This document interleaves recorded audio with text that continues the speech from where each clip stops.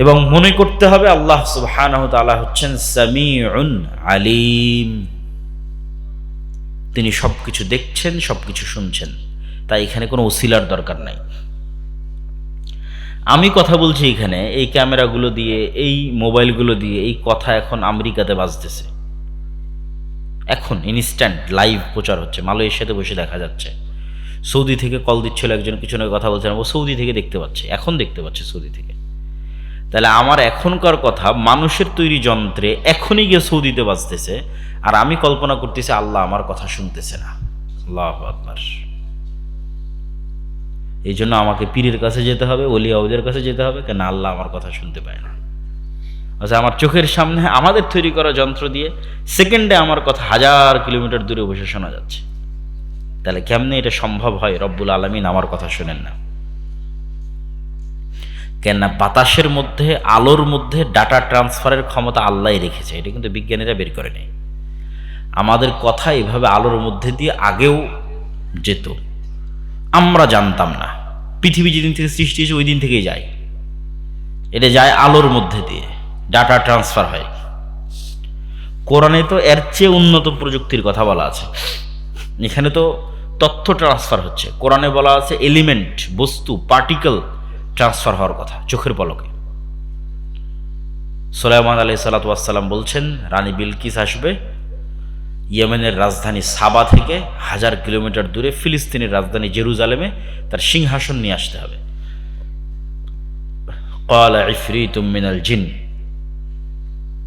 ইফরিত নামক জিন বলল, আপনি যেই মজলিসে বসে আছেন এই মজলিস থেকে ওঠার আগেই, এরকম একটা মজলিসে ওঠার আগেই আমি এই সিংহাসন নিয়ে চলে আসব। সুলাইমান আলাইহিস সালাতু ওয়াস সালামের পছন্দ হয়নি, ওনার আরো দ্রুত দরকার। আল্লাযী ইনদাহু ইলমুম মিনাল কিতাব, যার কাছে কিতাবের জ্ঞান ছিল, সে বলল চোখের পলক পড়ার পূর্বে রানী বিলকিসের সিংহাসন এখানে উপস্থিত হবে। আল্লাহু আকবার। তাহলে আমাদের কথা চোখের পলক পড়ার পূর্বে আমেরিকা চলে যাচ্ছে, কিন্তু টিস্যু পেপার তো যাবে না। এই প্রযুক্তি তো মানুষ এখন বের করতে পারেনি যে টিস্যু পেপার এখান থেকে চোখের পলকে আমেরিকা পৌঁছে যাবে। তাহলে কোরআনে এর চেয়ে তো কয়েক গুণ আগের প্রযুক্তির বর্ণনা আছে। তাহলে আমার কথা যে এখন সেকেন্ডে চলে যাচ্ছে, এটা আগে থেকেই ছিল, মানুষ জানতো না। এই জন্য বিজ্ঞানীরা যা আবিষ্কার করেছে অথবা যা আবিষ্কার করবে, বিজ্ঞানীরা কখনো বাদির নয়। আরবিতে একটা শব্দ আছে, যদি এখানে কোনো মাদ্রাসার ছাত্র থেকে থাকে, যদি এখানে কোনো আলেম ওলামা থেকে থাকে, তারা বুঝবে বাদিউস সামাওয়াতি ওয়াল আরজ। বাদি মানে শূন্য থেকে সৃষ্টি করা, কিচ্ছু নয়, আমার হাত খালি, খালি হাতে আমি এখন একটা টিস্যু তৈরি করলাম। বাদিউস সামাওয়াতি ওয়াল আরজ, শূন্য থেকে সৃষ্টি করা। আর এই টিস্যুটা আমার হাতে আগে থেকেই আছে, এই টিস্যুটাকে আমি এখন একটা ফুল বানালাম। এটা আগে থেকে থাকা জিনিসকে পরিবর্তন করে একটা ফুল বানিয়ে দিলাম, বা এই টিস্যুটাকে আবার পানির মধ্যে মিশিয়ে আর একটা কিছু বানালাম। আমি বাদি নই, আমি সনে, আগে থেকে থাকা কোনো জিনিসকে নতুন কোনো কিছুতে রূপান্তর করা। বিজ্ঞানীরা বাদি নয়, তারা শূন্য থেকে কিছু তৈরি করতে পারে না, সম্ভব নয়। কেননা আল্লাহর দেওয়া রুলসের বাইরে তারা যেতে পারবে না। বেশি দূরের উদাহরণ দরকার নেই, আমার এবং আপনার শরীরের উদাহরণ নেন। আমার শরীরকে আল্লাহ যেই সিস্টেমের উপর তৈরি করেছে, সেট আপ করেছে, ডেভেলপ করেছে, যেই সিস্টেমের উপর, পৃথিবীর কোনো বিজ্ঞানীর ক্ষমতা নাই, কোনো ডাক্তারের ক্ষমতা নাই যে ওই সেট আপটাকে চেঞ্জ করে দেয়। আসে বলবে যে আব্দুল্লাহ তুমি পেট পূর্ণ করে চিনি খাও, পেট পূর্ণ করে সুগার খাও, আমরা তোমার রক্তে এমন সেট আপ তৈরি করে দিয়েছি, আজ থেকে তোমার রক্ত আর সুগারকে সুগার মনে করবে না। আজ থেকে তোমার রক্ত সুগারকে মনে করবে যে হয়তো আমি প্রোটিন নিচ্ছি অথবা ভিটামিন নিচ্ছি। এইটা সম্ভব নয়। আল্লাহ যেই সিস্টেমের উপরে শরীর তৈরি করেছে, এটা কেউ চেঞ্জ করতে পারবে না। বিজ্ঞানীরা কি করতে পারবে? ওইটাকে আরো ভালো করে জানতে পারবে। আরে রক্ত কিভাবে কাজ করতেছে, হার্ট কিভাবে কাজ করতেছে, কিডনি কিভাবে কাজ করছে, এটাকে আরো ভালোভাবে জানো, আরো ভালোভাবে জানো। জানার পর দেখো ওই সিস্টেমের মধ্যে থেকে কিভাবে এটাকে হেল্প করা যায় মানুষকে। বিজ্ঞানীরা গবেষণা করে দেখতেছে লিভার এমন যে লিভারের যদি 4 ভাগের 3 ভাগও কেটে ফেলা হয়, আগামী 3 থেকে 6 মাসের মধ্যে লিভার আবার পূর্ণ হয়ে যাবে। আল্লাহু আকবার। তোমরা আরে তাহলে যদি কারো লিভার নষ্ট হয় তাহলে ওর লিভার কেটে কারো ভালো যদি লিভার থাকে ওখানে লাগিয়ে দিলে এখান থেকে তো আবার নতুন লিভার তৈরি হয়ে যাবে। কিন্তু ওই লিভার কিভাবে কাজ করে ওটাকে পরিবর্তন করতে পারবে না। লিভার কেমনে কাজ করে ওইটা জেনে নতুন কিছু জানলে নতুন কিছু করা যায়, স্বাভাবিক। নতুন কিছু তারা নিজেরা বানাতে পারে না। আল্লাহ সুবহানাহু ওয়া তাআলা আগেই কোরআনে বলে রেখেছেন, আগেই পাখিকে আকাশে ধরে রাখে কে? যে কে ইউমসিক ধরে রাখে আত-তায়র পাখিকে আকাশে। এটা এখনকার বিজ্ঞান গবেষণা করে বলতেছে যে আল্লাহ সুবহানাহু ওয়া তাআলা, তারা তো আল্লাহ বলে না, বলে প্রকৃতি বলে আমাদের এই যে আবহাওয়ার স্তর আছে, এই আবহাওয়ার স্তরের যে সেটআপ, এটাতে যদি ন্যূনতম পরিবর্ধন করা হয়, প্লাস মাইনাস করা হয়, তাহলে হয় পাখি উড়তেই পারবে না, আর নাহলে উড়লে আর ফেরত আসতে পারবে না। কিন্তু পাখি উড়বেও, আবার স্থিরও থাকবে, আবার নেমেও আসতে পারবে। এই সেটআপটা আল্লাহর করা, সেটাকে মানুষ কাজে লাগিয়েছে। তো বলছিলাম, প্রকৃত তাওহীদপন্থী মুসলিমের অভাব নাই। ইব্রাহিম আলাইহিস সালাতু ওয়াস সালামের মতো মুসলমান নাই। ধরলাম কিছু মুসলমান আছে যারা কবরে যায় না, মাজারে যায় না, তাবিজ কবজ ব্যবহার করে না, বদনজর কি বলার নাম কুসংস্কার সেগুলোতে বিশ্বাস করে না। ঠিক আছে, হাত থেকে পড়ে গেলে এটা হবে, অমুক হবে, তুমুক হবে, যত শিরকি কথাবার্তা আছে এগুলোতে বিশ্বাস করে না। কিন্তু হয় টাকার নেশা আছে, না হয় বিড়ি সিগারেটের নেশা আছে, না হয় নারীর নেশা আছে, না হয় ক্ষমতার নেশা আছে, এরকম আরো অন্য কিছু আছে। এরাও তাওহীদপন্থী নয়। এদের ইলাহ ওই কবরে থাকা উলিয়াও নয়, এদের ইলাহ ওই মা কালী মা দুর্গাও নয়। এদের ইলাহ হচ্ছে এদের নিজের নফস, ইলাহু হাওয়া। এরাও তাওহীদপন্থী নয়। আর মনে চাচ্ছে বিড়ি সিগারেট খাবে, তাই খাচ্ছে, নেশাগ্রস্ত হয়ে গেছে, ভিডিও গেমের নেশা আসক্ত, বিড়ি সিগারেট জুয়ার নেশা আসক্ত। এরাও তাওহীদপন্থী নয়। তাওহীদপন্থী মানে যার নফস পরিপূর্ণরূপে আল্লাহর সামনে আত্মসমর্পণ করেছে, আল্লাহ যা বলবে তাই। আল্লাহ সুবহানাহু ওয়া তাআলার প্রতি ভালোবাসা এত ব্যাপক, আল্লাহ যা ভালোবাসে ওটা অন্ধের মতো, আল্লাহ যা ঘৃণা করতে বলেছে ওটাও অন্ধের মতো ঘৃণা। আল্লাহর বাইরে তার নফসে, তার অন্তরে আর কিচ্ছু চলে না। এগুলো তাওহীদপন্থী ইব্রাহিম আলাইহিস সালামের মতো। এই লেভেলে না পৌঁছা পর্যন্ত মুক্তির রাস্তা নেই। 3 নম্বর বলেছি ঈমান বিল গায়ব ইয়াকিন। ঈমান বিল গায়ব, অদৃশ্য, চোখে দেখা যায় না। এখানে এখন ফেরেশতারা আছে, আপনারা দেখতে পাচ্ছেন না, কিন্তু ফেরেশতারা সত্য সৃষ্টি আল্লাহর, নূরের তৈরি, ডাইমেনশন। আমরা এক ডাইমেনশন, আর অন্য প্রাণীরা আর এক ডাইমেনশনে দেখে। সীমাবদ্ধতা। আপনি একটা ঘরের মধ্যে একটা পাখিকে নিয়ে যান, ও জানালা খুঁজে বের করতে পারবে না, বাড়ি খাবে দেওয়ালের সাথে, জানালা খুঁজতে ওর কষ্ট হবে। কিন্তু আপনি ঠিকই দেখতে পাচ্ছেন ওখানে জানালা, ও দেখতে পাচ্ছে না। ওর দৃষ্টির সীমা ভিন্ন, আপনার দৃষ্টির সীমা ভিন্ন। আপনি আমাকে যেভাবে দেখতেছেন, আমার মুখের দাড়ি, আমার কুকুর আমাদেরকে এই চেহারায় চেনে না, কেন ও এরকম, যেরকম রঙিন আপনি আমাকে দেখতেছেন এরকম নয়, আবছা আবছা দেখে। মাত্র 2টা রং দেখতে পায় কুকুর, ঝিরি আবছা, বুঝতে পারে না। তাহলে কি দেখে বুঝে? গন্ধ। ওর নাকের পাওয়ার মানুষের চাইতে 10,000 গুণ বেশি। তাহলে আমি যে আব্দুল্লাহ এটা চিনে গন্ধে। তাহলে একা এক প্রাণীকে আল্লাহ আমাদের চোখের সামনে একা এক জগতে রেখে দিয়েছে। মাছের জীবনযাপনের ধরন আর আমার জীবনযাপনের ধরনকে এক, সাপের জীবনযাপনের ধরন আর আমার জীবনযাপনের ধরনকে এক।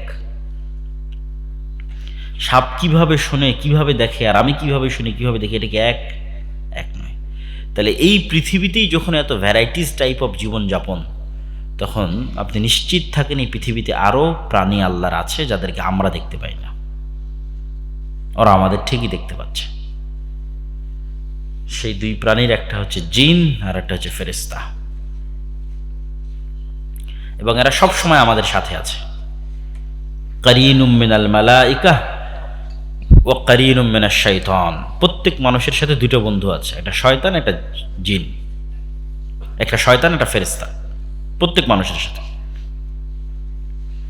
এটা আপনাকে নিশ্চিতভাবে বিশ্বাস করতে হবে, এটা গায়েব। আর আমাদের যুদ্ধ শয়তানের বিরুদ্ধে, যা কিছু ঘটতেছে এগুলো সবগুলোর পিছনে শয়তান আছে। শয়তান চায় আমাদের পথভ্রষ্ট করতে, শয়তান চায় আমাদের জাহান্নামে নিয়ে যেতে, শয়তান চায় আমাদের শিরক করাতে, শয়তান চায় আমাদেরকে মানুষত্বের সম্মানের জায়গা থেকে নিচে নামিয়ে আনতে, উলঙ্গপনা, বেহায়াপনা, বেলিল্লাপনায় ব্যস্ত করতে। আমাদের আদি পিতা আদম আলাইহিসসালাতু ওয়াসসালামকে যখন তারা পথভ্রষ্ট করেছিল, তখনও প্রথম শাস্তি ছিল আল্লাহর কাপড় খুলে যাওয়া। আদম আলাইহিসসালামের আল্লাহর পক্ষ দেখে দেওয়া প্রথম শাস্তি কাপড় নাই। তাহলে উলঙ্গপনা, বেহায়াপনা একটা শাস্তি।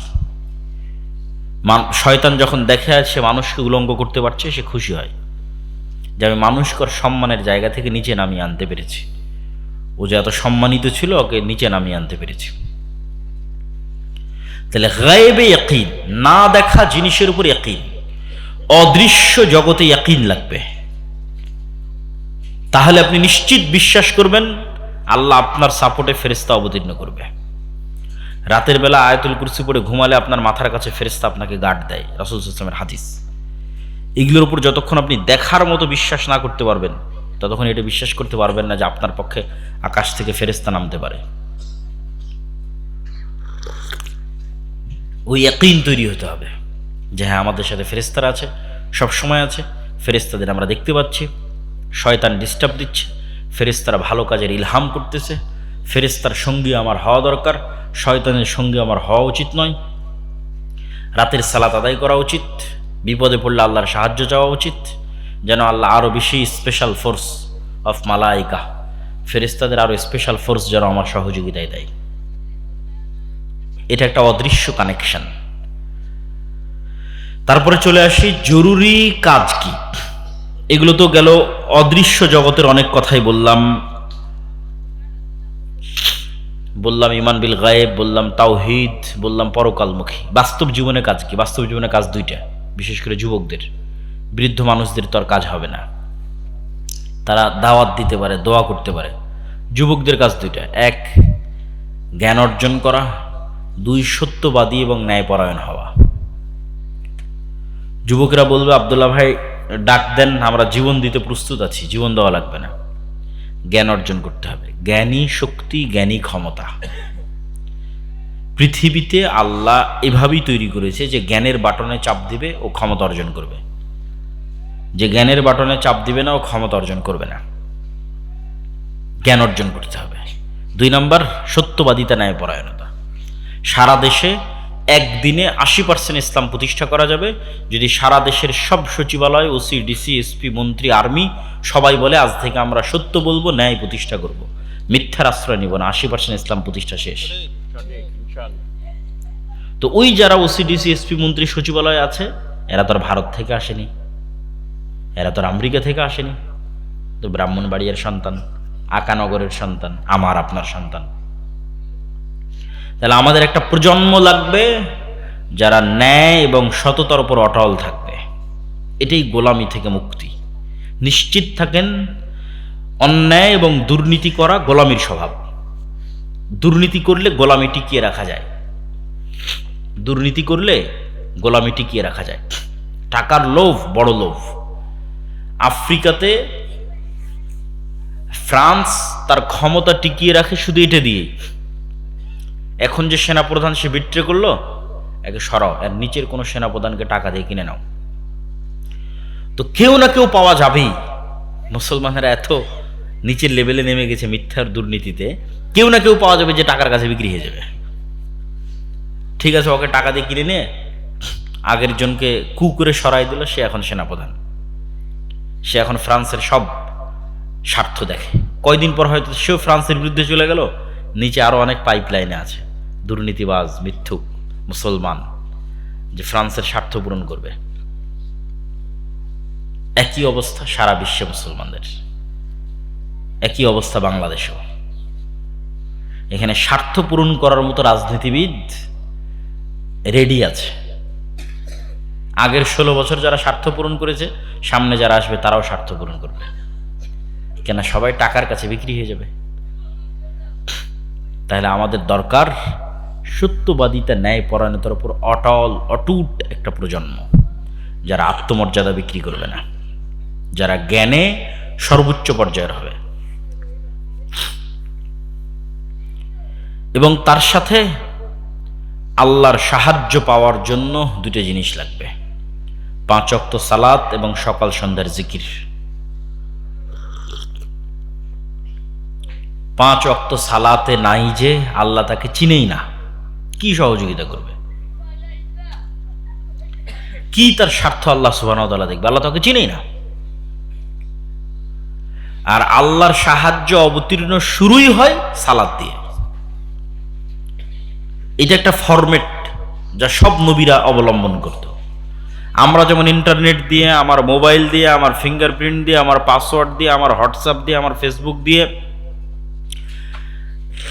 যোগাযোগের মাধ্যমে আমেরিকা, ইউরোপ, মালয়েশিয়া সব জায়গায় ফোন দিচ্ছি, কথা বলতেছি, এটা একটা প্রযুক্তি সিস্টেম। সালাত এর চেয়ে 1000 গুণ, লক্ষ কোটি গুণ টপ লেভেলের একটা প্রযুক্তি, যা অবলম্বন করলে দুনিয়াতে বসে থেকে 7 আসমানে থাকা রব্বুল আলামিনের সাথে যোগাযোগ তৈরি হয়, কানেকশন তৈরি হয়, তখনই আল্লাহর সাহায্য আসা শুরু হয়। যে কোনো নবী রাসূল বিপদে পড়লে এই ফরম্যাটটা অবলম্বন করতেন। সারা আলাইহিস সালাতু ওয়াস সালাম বিপদে পড়েছেন, বাদশাহকে বলছেন আমাকে উজু করে 2 রাকাত সালাত আদায়ের সুযোগ দিতে হবে। সালাতে দাঁড়ানো, দৃষ্টি সিজদার দিকে যাওয়া, অন্তর আল্লাহর সাথে কানেক্টেড হওয়া, মানে জমিনে থেকে আমি এখন রব্বুল আলামিনের সাথে সরাসরি কথা বলতেছি, লাইভ কানেক্টেড হচ্ছে, লাইভ সেশন। এরকম লাইভ কানেকশন যদি দিনে রাতে 24 ঘন্টা 5 বার তৈরি না হয়, তাহলে ও আর মুসলমান বলেই গণ্য হয় না, আর গণনার খাতার মধ্যে আসে না। সে এখন ভাগাড়ে পড়ে মারা গেলেও এটা চিন্তার বিষয় নয়, এটা কোনো ঘটনা নয়, এটা কোনো নিউজ নয়, এটা কোনো সংবাদ নয়, এটার কোনো ইম্পর্টেন্স নাই। কে মারা গেল এটার কোনো ইম্পর্টেন্স নাই, কে বিপদে আছে এটার কোনো ইম্পর্টেন্স নাই, কেন যে বিপদে আছে ওকে কেউ চিনে না, আসমানবাসী তাকে চিনে না। তাহলে সালাত ছাড়া মুসলমানদের বাঁচার কোনো রাস্তা নাই, না ইহকালে না পরকালে। সালাতই একমাত্র রাস্তা যা দিয়ে মুসলমানরা বাঁচতে পারবে। সালাতই একমাত্র রাস্তা যা দিয়ে যুবক সকল গুনাহ থেকে বিরত থাকতে পারবে। যুবকেরা এসে আমাদের জিজ্ঞেস করে এই গুনাহ সেই গুনাহ, এইটা থেকে বাঁচতে চাই, ওইটা থেকে বাঁচতে চাই, সব কিছু থেকে বাঁচার রাস্তা সালাত। কেন? তুমি নেশায় আসক্ত এই কারণে যে তোমার নাফসের উপর কন্ট্রোল নাই, অবৈধ সম্পর্কে আসক্ত এই কারণে যে তোমার নাফসের উপর কন্ট্রোল নাই, জুয়ায় আসক্ত এই কারণে যে তোমার নাফসের উপর কন্ট্রোল নাই। তাহলে আগে তো নাফসে কন্ট্রোল প্রতিষ্ঠা করতে হবে, তাহলে তুমি সেগুলো থেকে বিরত থাকতে পারবা। তাহলে নাফসে কন্ট্রোল কীভাবে প্রতিষ্ঠা হবে? কাজ না করলে পৃথিবীতে কোনোদিন কোনো কিছু শেখা যায় না। কিলোমিটার দৌড়াতে দিবে, এটা কাজ, ট্রেনিং।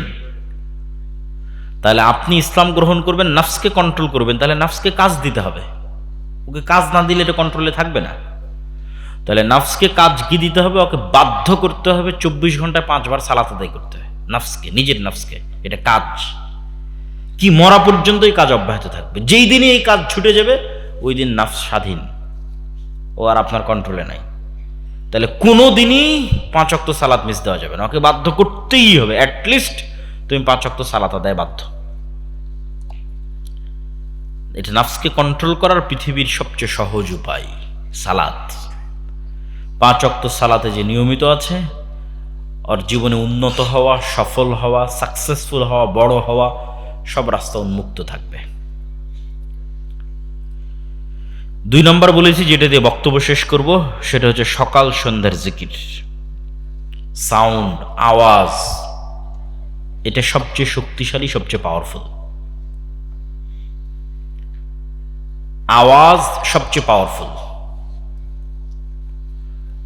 এমনও গবেষণায় দেখা গেছে যে আপনি যদি একটা বরফ খণ্ড, একটা পানি, এটাকে নিয়েও যদি সামনে নিয়ে যদি নির্দিষ্ট একটা আওয়াজ উচ্চারিত করেন, পৃথিবীর যত জাদুকরী শক্তির কথা বলেন, আর যত তন্ত্র মন্ত্রের কথা বলেন, এগুলো সব তারা নির্ভর করে রেখেছে আওয়াজের উপর। মুখ দিয়ে কিছু উচ্চারণ করবে, সেটা বাস্তবায়ন করবে। আওয়াজ আসলেই পৃথিবীতে পাওয়ারফুল, কিন্তু সবচেয়ে পাওয়ারফুল যদি আওয়াজ হয় আল্লাহর নিজের। বলেন আল্লাহু আকবার। আল্লাহর নিজের আওয়াজ আমাদের কাছে আছে, সেটা কি? সেটা কি? কোরআন। সেটা কি? কোরআন। আল্লাহর নিজের শব্দ, আল্লাহর নিজের বাক্য, আল্লাহর নিজের সাউন্ড, আল্লাহর নিজের আওয়াজ, যা লাউহে মাহফুজ থেকে জিব্রাইল রিসিভ করেছে, জিব্রাইল থেকে মুহাম্মদ সাল্লাল্লাহু আলাইহি ওয়াসাল্লাম রিসিভ করেছে, এবং সেটা থেকে আমাদের পর্যন্ত এসেছে। তাহলে পৃথিবীর মানুষের কাছে যা যা আছে তার চেয়ে বেশি পাওয়ারফুল কোরআন একাই নিজেই।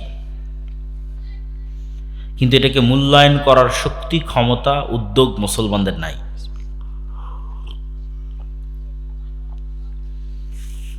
আওয়াজ সবচেয়ে পাওয়ারফুল, এই জন্য সর্বশ্রেষ্ঠ জিকির কোরআন। আরও যে জিকিরগুলো আছে সকাল সন্ধ্যার, সকাল মানে সূর্য ওঠার পূর্বে, সন্ধ্যা মানে সূর্য ডোবার পূর্বে। সামনে সিয়াম আসতেছে, শাবান মাস শুরু হয়ে গেছে। সিয়াম মানে শুধু পেটের সিয়াম নয়, রোজা মানে শুধু পেটের রোজা নয়, শুধু লজ্জাস্থানের রোজা নয়, রোজা মানে জিহ্বারও রোজা, রোজা মানে কানেরও রোজা, রোজা মানে চোখেরও রোজা। সিয়াম, জিহ্বার সিয়াম কি? গালি দিবে না, অশ্লীল কথা বলবে না, গল্পগুজব করে নিজের জিহ্বাটাকে নষ্ট করবে না, গীবত তোহমতে জিহ্বা নষ্ট করবে না, পাশাপাশি জিহ্বাটাকে আল্লাহর জিকিরে কাজে লাগাবে। শয়তান সবচেয়ে সহজে যেটা দিয়ে আপনাকে জাহান্নামে নিয়ে যাবে সেটাই জিহ্বা, আর আপনি সবচেয়ে সহজে যেটা দিয়ে জান্নাতে যাবেন সেটাই জিহ্বা। শয়তান যদি আপনার অন্তরে আজকে কুমন্ত্রণা দেয়, চল কালকে তোকে জেনা করতে হবে, অনেক কিছুর কারণে আপনি কি গীবত, এটা করতে কেউ ধরবেও না, কেউ বাধাও দিবে না, কেউ মারবেও না, তাহলে সহজে এটা করিয়ে আপনাকে জাহান্নামে নিয়ে যাবে। এবার সহজে আপনি জান্নাতে যাবেন কিভাবে? খালি মুখ বন্ধ, অপ্রয়োজনে সব গল্পগুজব বন্ধ, কোনো অজু নাই, কিচ্ছু নাই, মসজিদে যাওয়া নাই, কোনো ঝাই ঝামেলা ঝুট কিচ্ছু নাই। 24 ঘন্টা যতক্ষণ আছেন ততক্ষণ সুবহানাল্লাহ, আলহামদুলিল্লাহ, লা ইলাহা ইল্লাল্লাহ। কিছু লাগবে নাকি এটা বলতে? এটা বলতে অজু করা লাগতেছে না, এটা বলতে মসজিদে যাওয়া লাগতেছে না, তাই না? কিচ্ছু নাই, শুধু জিহ্বাটা কাজে লাগতেছে। লা ইলাহা ইল্লাল্লাহ, লা ইলাহা ইল্লাল্লাহু ওয়াহদাহু লা শারীকা লাহু লাহুল মুলকু ওয়া লাহুল হামদু ওয়া হুয়া আলা কুল্লি শাইইন কাদির। তাহলে যেটা দিয়ে সবচেয়ে সহজে আপনাকে জাহান্নামে নিয়ে যেত, আপনি ওইটা দিয়ে সবচেয়ে সহজে জান্নাতে চলে যাবেন। আল্লাহু আকবার। এগুলো জিকির, সকাল সন্ধ্যার জিকির। সালাতও জিকির। কেউ যদি 24 ঘন্টায় অন্য কোনো জিকির না করতে পারে, তাহলে বাধ্যতামূলক 5 বার জিকির করতে হবে সালাতের মাধ্যমে। সালাতের জিকিরটা আনুষ্ঠানিক, একটা নির্ধারিত ফরম্যাটে, কিন্তু এটা জিকির, পুরোটা জিকির। আজানে আমি বলছি আল্লাহু আকবার, এটা জিকির, বলছি লা ইলাহা ইল্লাল্লাহ, এটা জিকির। তারপর হচ্ছে আমি আল্লাহু আকবার বলে সালাত শুরু করতেছি, এটা জিকির। আমি কোরআন পড়তেছি, কোরআন সর্বশ্রেষ্ঠ জিকির। আমি রুকুতে গিয়ে বলছি সুবহান রাব্বিয়াল আযীম, এটা জিকির। আমি রুকু থেকে উঠে বলছি রব্বানা লাকাল হামদ, এটা জিকির। আমি সিজদায় গিয়ে বলছি সুবহান রাব্বিয়াল আ'লা, এটা জিকির। দোয়ার অংশ নাই বললেই চলে। দোয়া আছে সালাম ফিরানোর পূর্বে, তার আগ পর্যন্ত শুধু জিকির। এই জন্য আল্লাহ বলেছেন ওয়া আকিমিস সালাতা লিযিকরি, তোমরা সালাত প্রতিষ্ঠা করো আমার জিকিরের জন্য, আমার জিকির প্রতিষ্ঠা করার জন্য। তাহলে জিকির সাউন্ড, আওয়াজ, এই আওয়াজ দিয়ে পৃথিবীর সব অসম্ভবকে সম্ভব করা সম্ভব, সব অসম্ভবকে। সালাত এবং জিকির দিয়ে পৃথিবীর সব অসম্ভবকে সম্ভব করা সম্ভব। কিয়ামতের পূর্ব মুহূর্তে মুসলমানেরা এমনও শহর বিজয় করবে যে শহর শুধু তাকবীর ধ্বনিতে বিজয় হবে। আল্লাহু আকবার। শহরের দেওয়াল পড়ে যাবে শুধু মুসলমানদের তাকবীরে, এটা আওয়াজ। প্রিয় উপস্থিতি, প্রিয় মুসল্লিবৃন্দ, পুরো আলোচনার সারমর্ম করি। পুরো আলোচনা যদিও লিখিত আকারে আল্লাহর পথে যাত্রা এই বইয়ের মধ্যে পাবেন। আজকে যেহেতু আমাদের সাথে পরিচিত ড্রাইভার নাই, এই জন্য এখানে নিয়ে আসতে পারিনি। অনলাইন থেকে সংগ্রহ করতে হবে এবং এই বইটা প্রত্যেক মসজিদ, মাদ্রাসা, স্কুল, কলেজে প্রতি সপ্তাহে অন্তত একদিন সাপ্তাহিক পাঠ চক্রের অন্তর্ভুক্ত করে, সাপ্তাহিক দার্সের অন্তর্ভুক্ত করে 1-2 পৃষ্ঠা করে পড়তে হবে। যারা আজকে অনুষ্ঠান আয়োজন করেছে তাদের, আকানগর ইসলামী যুব সংগঠন হোক, আকানগর মাদ্রাসা হোক, তাদেরও দায়িত্ব যে তারা আল্লাহর পথে যাত্রা বইটা নিয়ে প্রতি সপ্তাহে একত্রিত হয়ে পড়বে। পুরো আলোচনার সারমর্ম হচ্ছে মুসলমানদের যে সামগ্রিক অধপতন, এই অধপতন থেকে বাঁচার 1 নম্বর রাস্তা নিজের দিনে কঠোর হওয়া। ইহুদি হতে পারলে, হিন্দু হতে পারলে তুমি কেন পারবে না? এটাই সাহস, এটাই হিম্মত, এটাই কনফিডেন্স। ব্রাহ্মণবাড়িয়ার মানুষেরা নাকি অনেক সাহসী। তো ব্রাহ্মণবাড়িয়ার মানুষকে সাহসের পরিচয় দিতে হবে নিজের দিনের উপর কঠোর হওয়ার মাধ্যমে, তাহলে বোঝা যাবে যে হ্যাঁ সাহস আছে। 2 নম্বর, পূর্ণ তাওহীদপন্থী হতে হবে ইব্রাহিম আলাইহিস সালামের মতো। ঈমান বিল গায়েব, যা দেখা যায় না, এই জগতের উপর ইয়াকিন থাকতে হবে। দুনিয়ার কোনো মূল্য নাই, পরকালে জান্নাতে নিজের ঘর, নিজের বাড়ি, নিজের স্থায়ী ঠিকানাকে কল্পনা করতে পারতে হবে এবং জান্নাতে যাওয়ার জন্য পাগল থাকতে হবে, উদ্গ্রীব থাকতে হবে। মারা যাওয়া, শহীদ হওয়াই সফলতা, জান্নাতে যাওয়াই মুসলমানদের সফলতা। দুনিয়ায় মুসলমানদের কোনো সফলতা নাই। 4 নম্বর, দুনিয়াতে যে ফাইটটা আমরা দিব, এই ফাইট দেওয়ার জন্য জ্ঞান অর্জন করতে হবে, সত্যবাদী, ন্যায়পরায়ণ হতে হবে, শক্তিশালী প্রতিষ্ঠান তৈরি করতে হবে। 5 নম্বর, আল্লাহর সাহায্য নেওয়ার জন্য 5 ওয়াক্ত সালাত আদায় করতে হবে, রাতের সালাত আদায় করতে হবে, সকাল সন্ধ্যার জিকির করতে হবে। আল্লাহর সাহায্য ছাড়া পৃথিবীতে কেউ বিজয় অর্জন করতে পারবে না। আওয়াজের কথা যে বলছিলাম, এটার সাথে একটা কথা বলে বক্তব্য শেষ করি, তোমাদের ধৈর্যচ্যুতি ঘটার আগে। আওয়াজ কেমন ভয়ঙ্কর বললাম না? তাহলে আওয়াজ পজিটিভ যেমন ভয়ঙ্কর, নেগেটিভে তেমন ভয়ঙ্কর। এই জন্য ইসলামে গান হারাম। অনেকেই লজিক খুঁজে পায় না যে গান কেন হারাম। জাস্ট এই একটা লজিক তুমি চিন্তা করবো, আওয়াজ ভয়ঙ্কর কিনা। আওয়াজ ভয়ঙ্কর, শব্দ ভয়ঙ্কর। যখন আওয়াজটা আল্লাহর, পজিটিভ দিকে ভয়ঙ্কর। যখন আওয়াজটা শয়তানের, নেগেটিভ দিকে ভয়ঙ্কর। মানুষের কলবে সবচেয়ে বেশি আসার ফেলে আওয়াজ, সবচেয়ে বেশি প্রভাব ফেলে আওয়াজ। যার অন্তর গানের আওয়াজকে পছন্দ করে, তার অন্তর কোনোদিন কোরআনের আওয়াজকে পছন্দ করতে পারবে না। মুমূর্ষ অবস্থায় লা ইলাহা ইল্লাল্লাহ আওয়াজকে তার কাছে বিরক্তিকর মনে হবে, কেননা তার কলব পছন্দ করতো গানের আওয়াজকে। শয়তানের সবচেয়ে বড় ফাঁদ আওয়াজ কেন্দ্রিক তৈরি হয়, কেন আওয়াজ মানুষের হৃদয়ের উপর প্রভাব বিস্তারকারী। এই জন্য আল্লাহর সবচেয়ে বড়, রাসূলের সবচেয়ে বড় মর্যাদা হচ্ছে আওয়াজ, কোরআন আওয়াজ। তাহলে কোরআন যেই কারণে পাওয়ারফুল, গান ওই কারণেই খারাপ, কেন এটা শয়তানের আওয়াজ। আর কোরআন কার আওয়াজ? আল্লাহর আওয়াজ। দুটেই অন্তরে প্রভাব বিস্তার করতে পারে। যে অন্তর গানের আওয়াজকে ভালোবাসবে, এই অন্তর মৃত্যুর সময় কোশ্চেন কালো কোরআন এবং লা ইলাহা ইল্লাল্লাহকে ভালোবাসতে পারবে না। শেষ, ওর ইহকাল পরকাল সব শেষ, এবং ওর হেদায়েতের রাস্তায় আসা কঠিন হয়ে যাবে। এই জন্য গানের আওয়াজ, গানের ভালোবাসা, গানের মহব্বত থেকে বের হতেই হবে। এটা একটা অসুস্থতা, এটা একটা রোগ। এই রোগের চিকিৎসা এটাই যে কেউ যদি এই নেশায় আসক্ত থাকে, শুরু করতে হবে 5 ওয়াক্ত সালাত দিয়ে, জামাতে। 5 ওয়াক্ত সালাত জামাতে আদায় করলে পৃথিবীর সব নেশা ছুটে যাবে। গানের নেশা, জুয়ার নেশা, নারীর নেশা, সব নেশা ছুটে যাবে। 5 ওয়াক্ত সালাত জামাতে আদায় করতে হবে, তাহলে নাফসের উপর কন্ট্রোল প্রতিষ্ঠা হয়। যদি তাতেও সম্ভব না হয়, সিয়াম পালন করতে হবে। সিয়াম পালনের মাধ্যমে, সালাত আদায়ের মাধ্যমে শয়তানের বিরুদ্ধে যুদ্ধ করতে হবে। আল্লাহ সুবহানাহু ওয়া তাআলা আমাদের তোমাদের সকলকে গানের বাজনার নেশা থেকে এবং মুসলিম উম্মার উপকারী যে কাজগুলো, সেগুলো করার তৌফিক দান করুক। আল্লাহুম্মা আমিন। তোমাদের যদি কোনো প্রশ্ন থাকে, সেই প্রশ্নের উত্তর দেওয়া যাবে 2-5 মিনিট, অথবা লিখিত আকারেও যদি কোনো প্রশ্ন আসে উত্তর দেওয়া যাবে। আর না হলে বৈঠক শেষে দোয়া পড়ি, সুবহানাকা